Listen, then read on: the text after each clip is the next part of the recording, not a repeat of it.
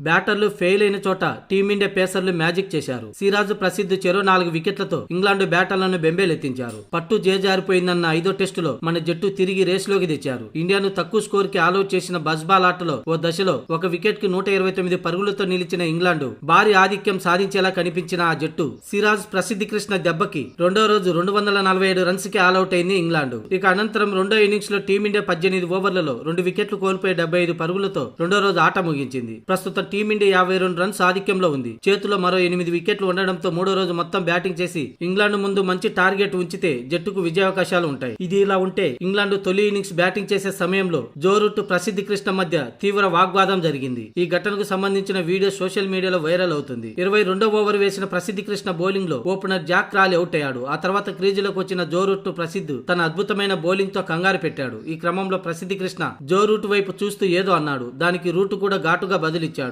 ఇద్దరి మధ్య వాగ్వాదం పెరగడంతో ఆన్ఫీల్డ్ ఎంపైర్లు జోక్యం చేసుకుని పరిస్థితిని అదుపులోకి తీసుకొచ్చారు. సాధారణంగా ప్రశాంతంగా ఉండే రూటు ఈ ఘటనతో కోపంతో ఊగిపోయాడు. ప్రసిద్ధి ప్రవర్తనపై ఆగ్రహం వ్యక్తం చేస్తూ ఎంపైర్లకు ఫిర్యాదు కూడా చేశాడు. అయితే 29 పరుగులు చేశాక జో రూట్ సిరాజ్ బౌలింగ్ లో ఎల్బీడబ్ల్యూగా పెవిలియన్ చేరాడు.